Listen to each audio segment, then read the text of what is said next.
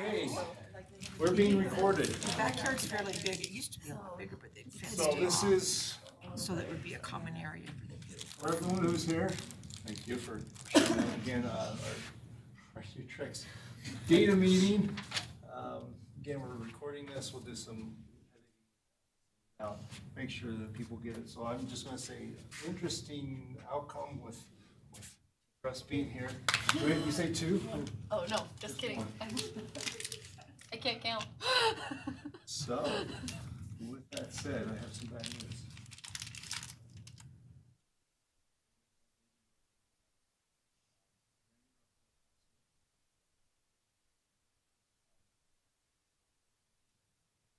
If you're interested, so if you're interested in contacting or we did have one question just on that is in the past, questions about the surveys that we had.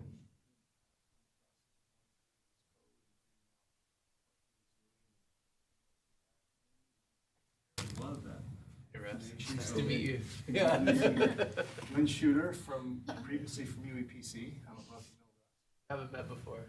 Nice to meet you. So we do have a virtual future audience because this is being recorded. So we should act as if we're addressing all the LEAs, not just Russ. That camera may be turning to you. I don't know if it's audio or not, but saying this is Lynn Shooter. And then Jonathan, what's your last name? Collins, yeah. It was in this morning. Jonathan, you want to stand up and introduce yourself? Teaching and learning. Thank you. So now we have two Kristens. Or something else. Anyway, thank you. I'm just going to go through the rest of our audience today and then the virtual audience we work with. So, agenda is beginning up there. So, Wynn, Kristen, I'll talk about rural schools. Actually, if it's all right, I'm just going to talk about rural schools real quick. Not presenting at rural schools this year. Teacher to get some out of there. Again, this is the idea is getting data utilization out to registrars or special ed. How does what gets input into the system, the future system, how does it impact it? We're looking at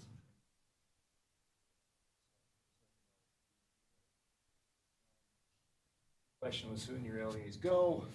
Do you go to? We'll ask that question next meeting, so we'll go from there. Thank you, Kristen. Okay.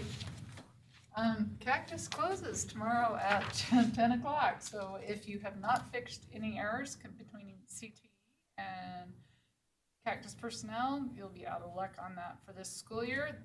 Educator evaluations are also in by, if you are entering them in Cactus, they need to be entered by tomorrow.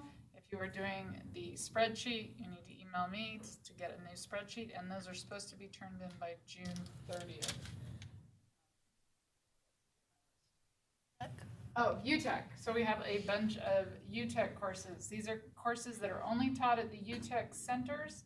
There is an 11 code. You cannot put this with a teacher assignment into Cactus. It will not. It will be very bad. You won't get funding. Okay. AP courses.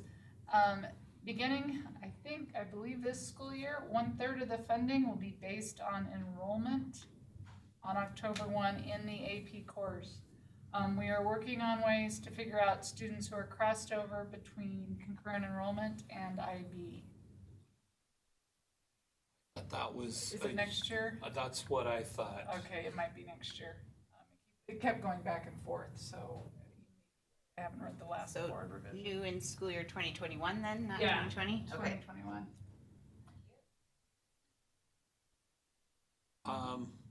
As soon as you can confirm that would be helpful, because if it is this year, there's probably changes that we need to make. Okay, I will confirm that, but I think we're gonna plan on running the numbers in the fall to let people know what their situation would have looked like Okay. based on enrollment. It will probably be the following year.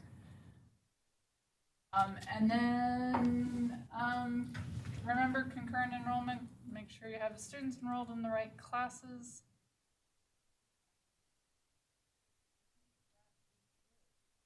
Questions? Okay, not questions, but with that, I'm trying to get a hold of the UVU folks, which is most of ours. We have heard that they're fully implementing the part where they're actually going to check the data against UTREx to see if the student's actually enrolled before allowing the students to register. That's the participation form, yeah.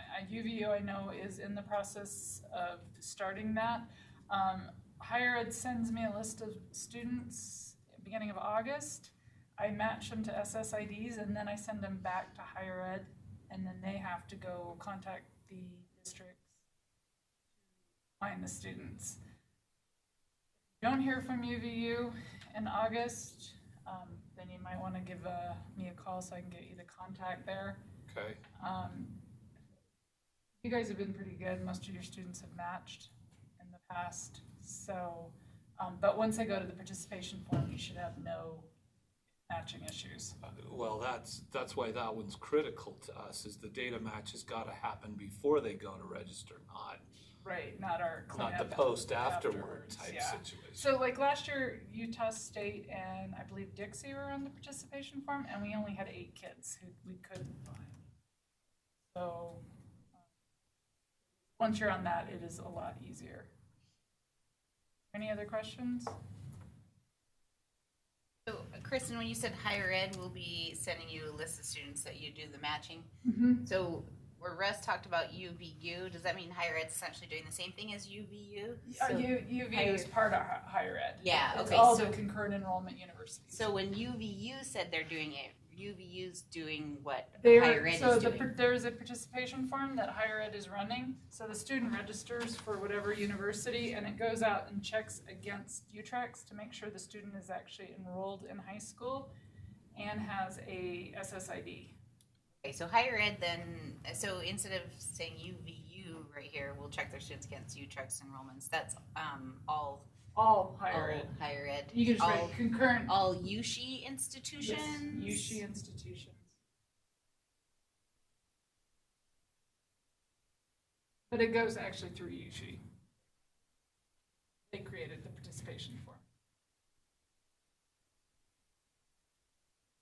Questions?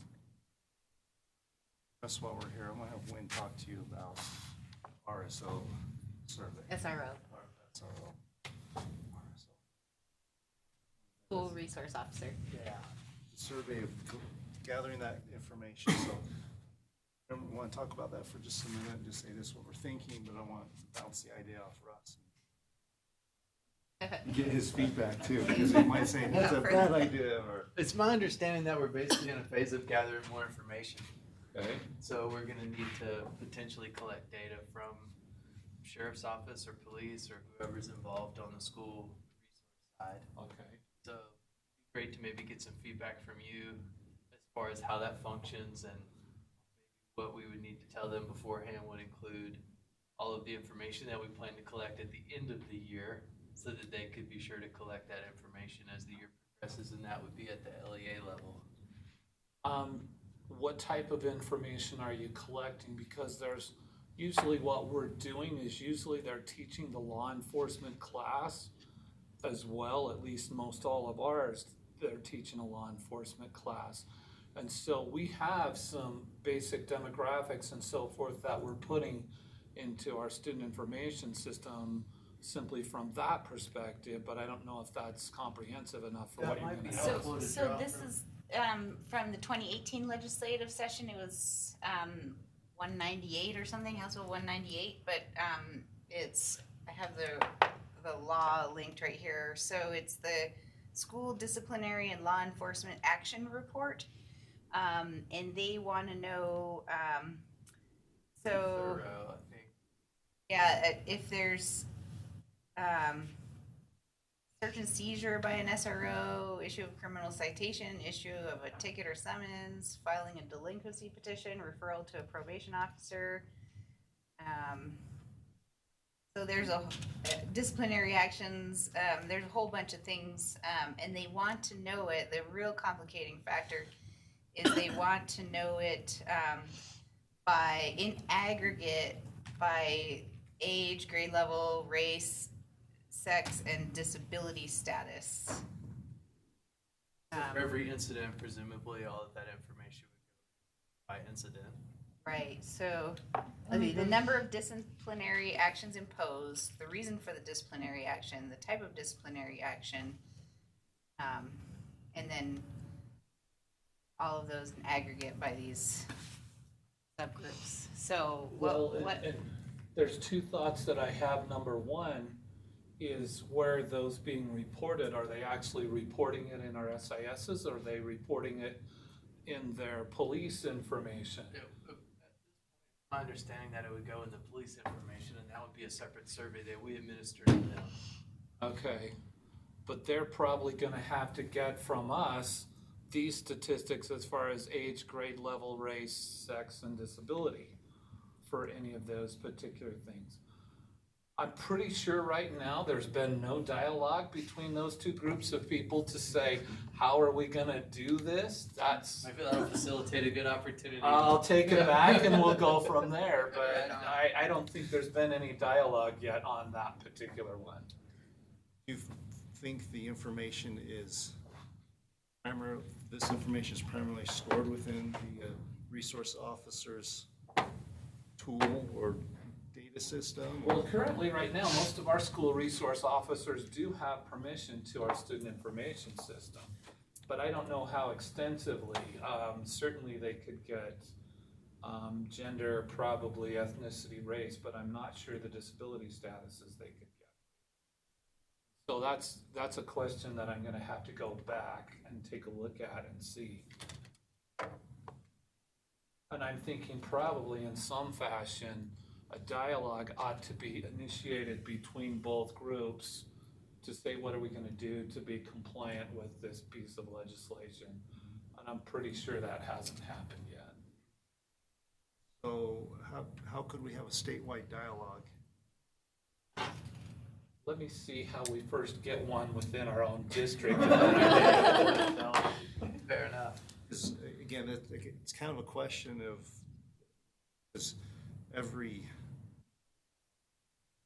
law jurisdiction, I've talked to a few police officers, they have different SIS, I don't know what they're called, Right. they each have their own, and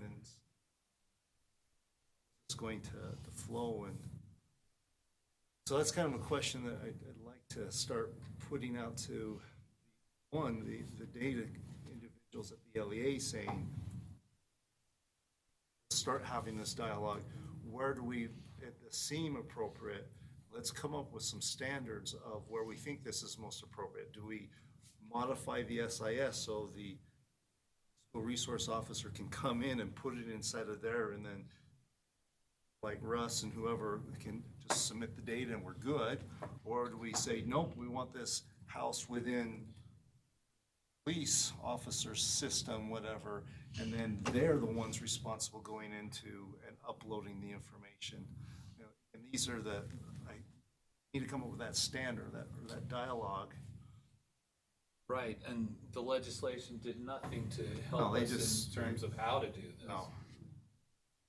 And that standard of, okay, this seems to make sense. We were hoping for more people here today to really kind of start saying, where is everyone at? Now, the one thing I will be able to bring as a part of it is right now, we will be dealing with multiple police departments, and I don't know if they're all using the same thing or not. I will at least find out, is it even consistent between Springville, Spanish Fork, Payson, Right. Salem, Mapleton? I'm gonna have a whole bunch of different entities, and so I can at least see, are they consistent in terms of what they're using? And I don't have any idea if that's consistent right now or not. Our next regular meeting is scheduled August 8th.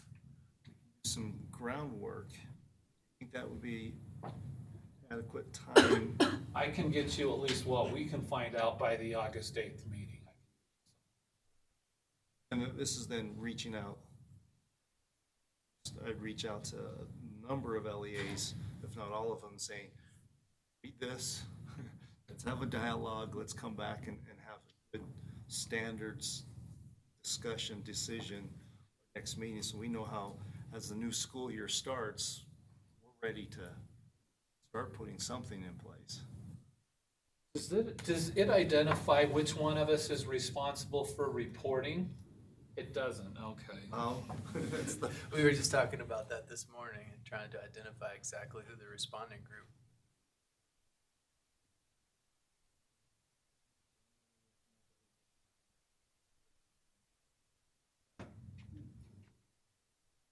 and then a request from the media or someone will say, hey, show me the numbers, and we'll like, egg on our face. Well, the ACLU is gonna be looking for this data. Oh, yeah, They're it's, the ones that want it passed, so. okay. So again, kind of assignment or notes on this is reaching out to some LEAs to help facilitate this discussion for our August 8th meeting. Seems like far away, but it's really close. Yeah. Thank you. Krista and I are up with. Uh-oh. No, she's right there. Oh, I didn't see it when you were hiding. She ditched me. Yeah. Okay, so. Okay, so Paula wanted me to say to make sure don't pause selections at year end. They need to be deleted. The submissions, the scheduled collections. And it's because pausing when the servers restarted or the new manifest for the new school year comes out, your paused submissions, collections can unpause themselves, which can cause problems. So for the year-end upload period, contrary to October and December, when actually you don't even need to pause them in October and December anymore because of our continuous submission. Year-end, you do need to delete For how long do we need to have them deleted? until the email comes out from Paula. So if anyone's not sure if they're on that email list for UTREx users that Paula sends out, this would be a good time to check with her and make sure you're on that list. Okay, Melissa? No, me next. Okay. Oh, so somebody might have had a collection Tuesday night that didn't seem to get through to UTREx. So at 1 in the morning, the data collector turned itself off, and by the time someone came in the morning and turned it back on, the submissions were going through still. It was just really, really backlogged. That hopefully we won't see that again, but if we do, hopefully that's all it is, and have to wait it out. So all the LEAs that can get your data submitted early, the less you'll have to worry about things like this getting in the way of your year-end upload finalization. Do you mean finalized early as The opposed whole to? data collector. Oh, yeah, if LEAs are ready to finalize, there's no need to wait till they, 30, I'll segue to Calista who has the stats. Oh, yep. So as of this morning, 37 were finalized. Okay. However, 90 LEAs had requested half of those have actually. So we're just encouraging LEAs to not to wait just because it will be backlogged. You never know what's going to happen. And you can always refinalize. So if you finalize now and something happens to pop up, you can final. Now, while we say that, we are doing the reviews and we want the data to be good, so we don't want you to just finalize when you're not ready, but we just want to be clear that you are okay, ready, and those errors are, I can give you some feedback. okay. We have not finalized. We believe our part is there. The reason we have not finalized is because of what other districts may do to our data. And so that's the reason why we're holding off finalizing. And part of, I'll give you just as an example, we had 3 students just probably a week ago show up in our warnings as not matching the SSID in the SSID system.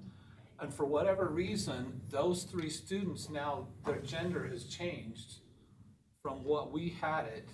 And that's the first time it showed up was a week ago. I mean, we're long after school's over.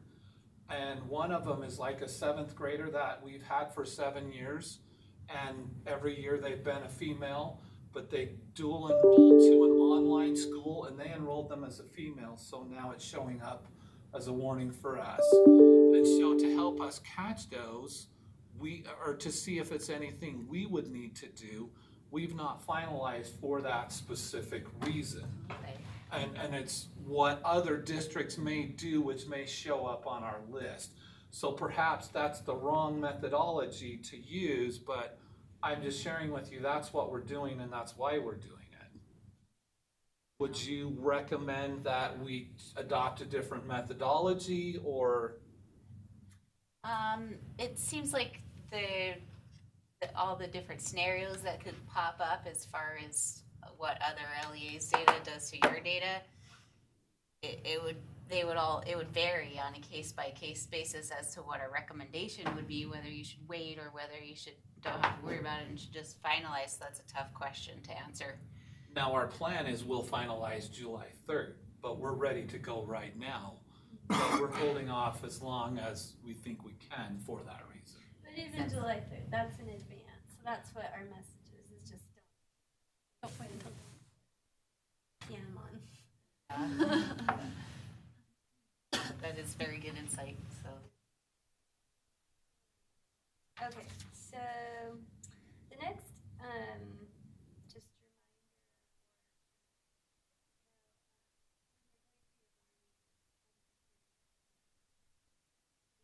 pop up when you are in the process of finalizing. You don't have aggregate data, aggregate numbers, but you can having to call us to do that for you by downloading the CSV or Excel files behind those same reports. And then it's really easy to filter on either the student or on the column, whether you're looking at graduate. And on any of those year-end reports, if you download the Excel or CSV, you can also look at the examine file to get the student level data, or you can look, if you know the SSID, put that in the search lookup in UTREx and just look at the data that way. The only disadvantage with that is you can only look at one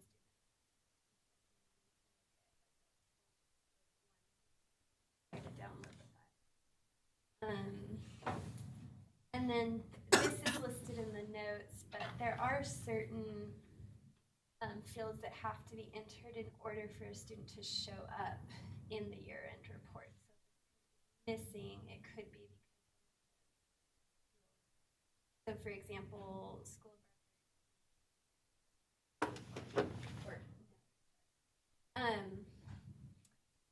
and then just another review. We've had a lot of questions on average daily membership versus aggregate days of membership.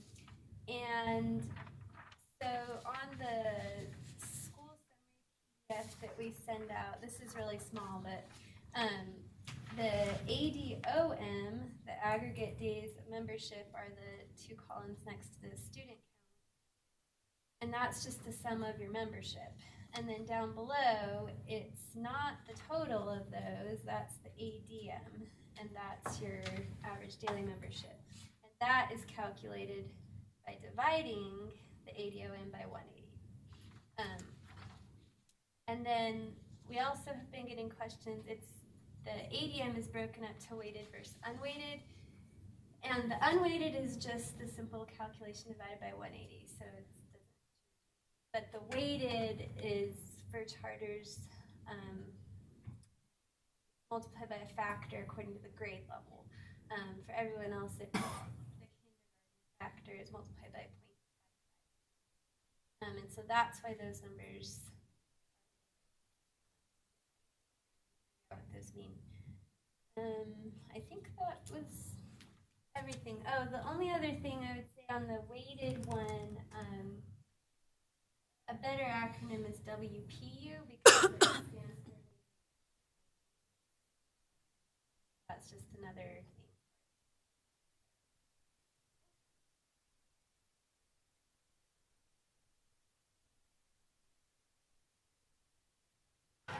So for this next item, I did cover this with special ed directors in their UC meeting in April with the new RA codes and GA codes being something that they were wanting to be able to review that data and make sure it's coming in correctly.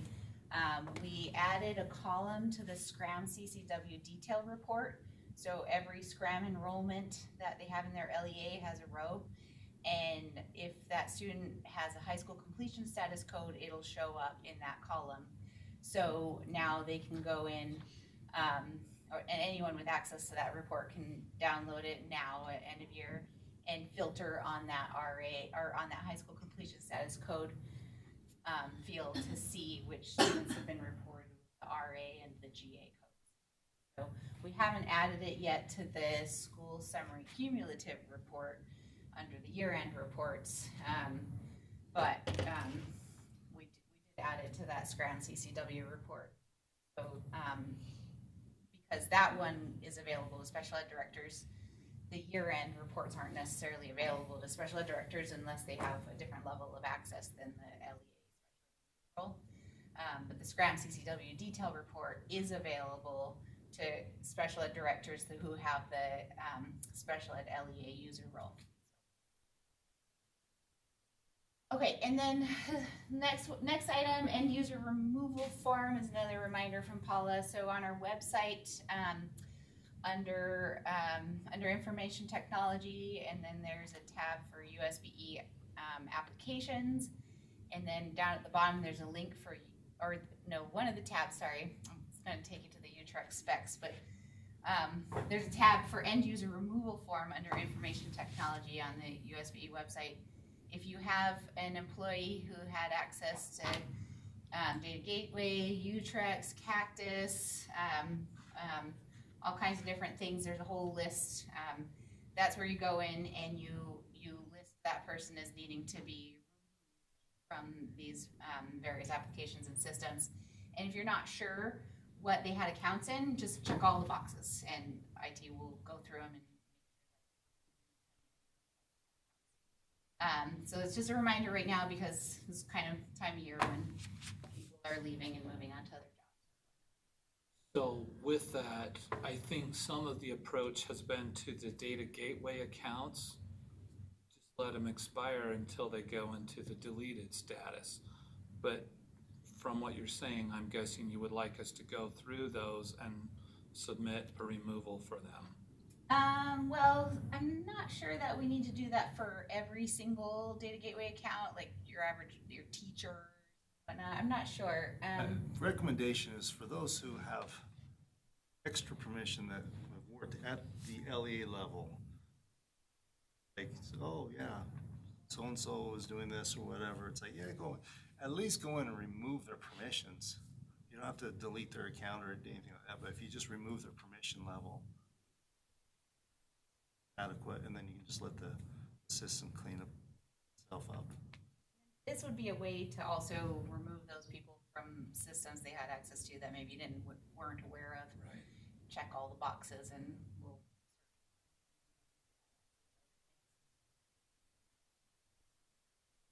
I meant to see what our new validations and changes to validations are, but I never got around to that, so I'll have to put that in the notes when we email them out. That's an interest pique. Yes. On that note, though, the 2019-2020 school year UTREx specifications are on our website. So to get to those, you'll navigate to IT under departments and programs. And then there's a tab for USBE applications. Click on that. Scroll down to the bottom, and there's a link for UTREx, Utah Transcript and Record Exchange. Click on that, and then by default, you're on the Guidelines and Specifications tab for the UTREx page. And just right near the top is going to be the link for the UTREx specifications. Also on the bottom of that page, there's guidelines for each of the upload periods, October, December, and year end. And we've updated those to include the main things that we're looking at for each of those upload periods, because that's always a question. So we had some LEAs that I weren't sure about the alleged basis fields. I think there was some confusion, and so PowerSchool has a button that you can check, or a checkbox that you can check, that indicates that the incident is an unsubstantiated incident. The incident itself is alleged. It's unsubstantiated. And that's causing confusion with the alleged basis data that we require to be submitted. We don't require anything. There's actually no way for UTREx to receive information on whether the incident is substantiated or unsubstantiated based on that checkbox in PowerSchool. But what is required is we need to know with the incident whether or not it is alleged to have been on the basis of a protected class, religion, gender, race, ethnicity, disability status. Anyway, those 5, and then also the if you have if you're one of those LEAs on PowerSchool and you're checking the alleged checkbox, that's not enough. You also have to make sure you get an N or a Y in those 5 alleged basis fields, because those are required. If those are left blank, your incident data isn't going to make it.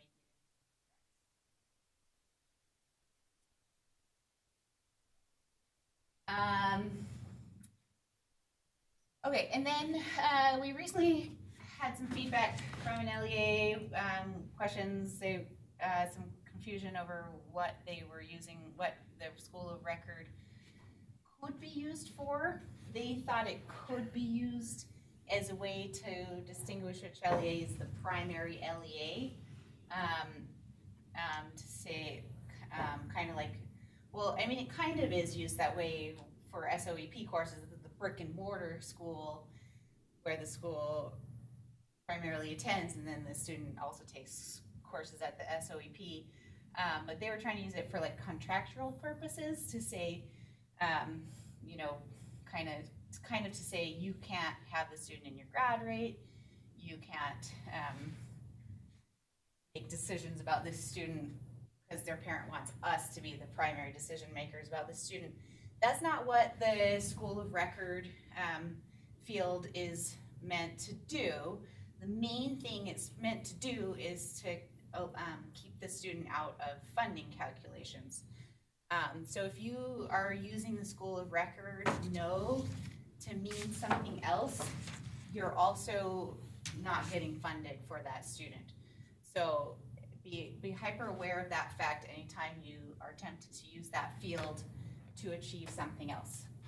As far as determining a primary LEA, like say for which LEA should own the IEP for a student, because a student can only have one LEA own their IEP, there's other ways that should be determined. For things like determining IEP, that's actually not something that you would indicate through UTREx, other than the fact that that's the LEA that submits the IEP record. And then for things like graduation rate, we have tiebreakers that we use. School of record, is a tiebreaker for the graduation rate, for determining which LEA gets the student for grad rate.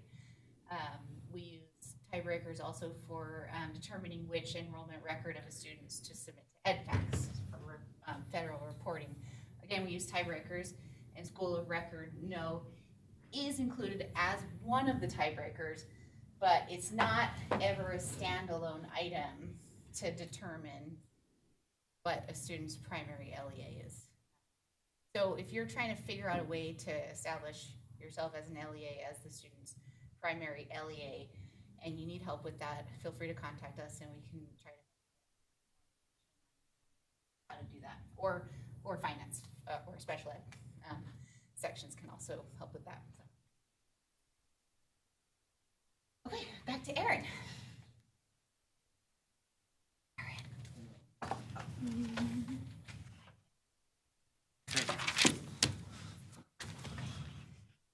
I'm going to say my two things.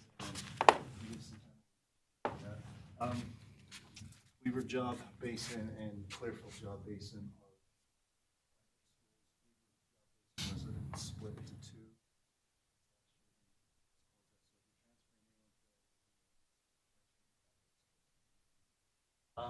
The data gateway role for updating the calendars. Going over the calendar items, we received most of the LEA's calendars. I'll be going through.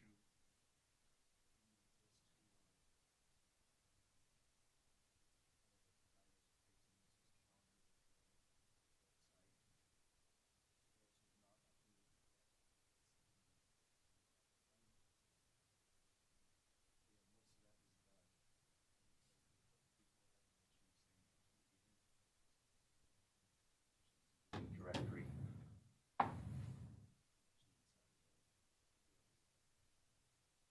Okay. Judy.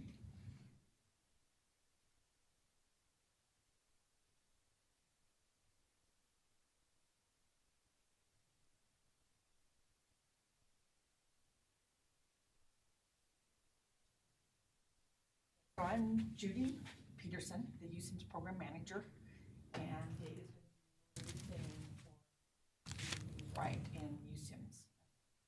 Everybody knows what USIMS is. Is that a correct assumption? So we're looking at a big event coming up where we have a couple of days worth of a working group where we have representatives from all aspects of the educational system. A roadmap and a vision for the program. Prioritize what we're going to do for the first year program, and anyway, hope we get everybody's support. Okay. Thank you. Any questions? Anything else you want to add? Charter schools, finance, machine learning, data statistics.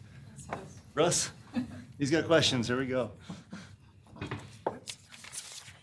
What I'm really looking for is who is my contact, and it might be Kelly. But I'm as we're looking at moving to a new student information system, knowing the requirement that we have to do 3 months simultaneous transmissions. So is there a way that we can begin doing test submissions from the one that we're going to? How soon do we start that, and how do we get that set up while we're continuing to do our live submissions for this coming year? So I would assume you submit an email saying we're doing this. I would include want to be a part of that, or are you not a part of that yet? If it's current systems, Current system. I'm staying out of it for the most part. So I emailed those two to say, hey, we're going to start this, and that will work. I'm not exactly sure if one is better than the other, but I think hitting both. I have a few more questions that would be follow-ups to other pieces. For example, in the specs, there's a session type variable where it's indicating what a course is, and it has the state code is S for semester, T for trimester, year for year-round, and other, but those don't actually match the SIF codes. The SIF codes are a numeric one that have the same value equivalence, and so it's a question on which one should be submitted for that particular, and that level of detail questions. Kelly and Chuma. Yeah, unless Kristen knows it.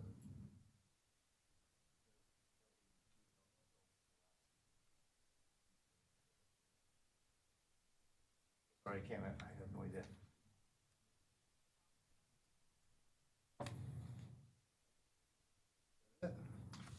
So, Awesome, easy meeting. No throwing of tomatoes today? Paula might have the SIF mapping. Yeah, I think I've seen it on the website. I've seen it somewhere, but. Yeah, I think go to that navigating toward the the UTREx specs. I think we stumbled on it along the way. Let's.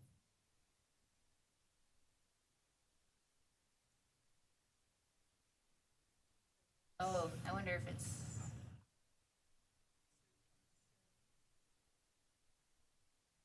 Oh, maybe I was thinking of surf. No. Oh, there it is. Student interoperability framework. Here's a. No, actually, I think that's an old document. I don't think that has anything. Yeah, last update was. This is just old document with updates. I don't think it's.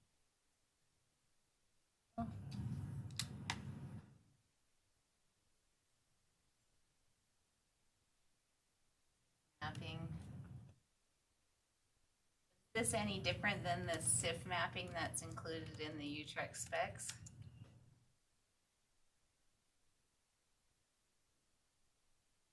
Let's see, it was, you said it was the course, school info session type. okay, The so UTREx specifications indicate acceptable values of the ST, Y, and O, but that doesn't match with the SIF. SC record, okay, I think these go now. Course master. No, he said the school record, so the SC record, Well, yeah, it's this one, it's the schedule year type, but it doesn't go into detail about valid values are.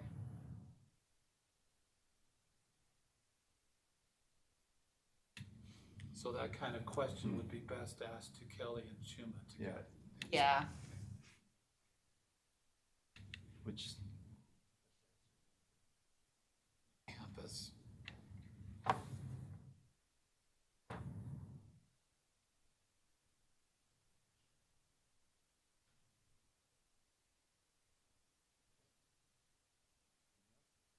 all right, we are done. Jerry, thank you.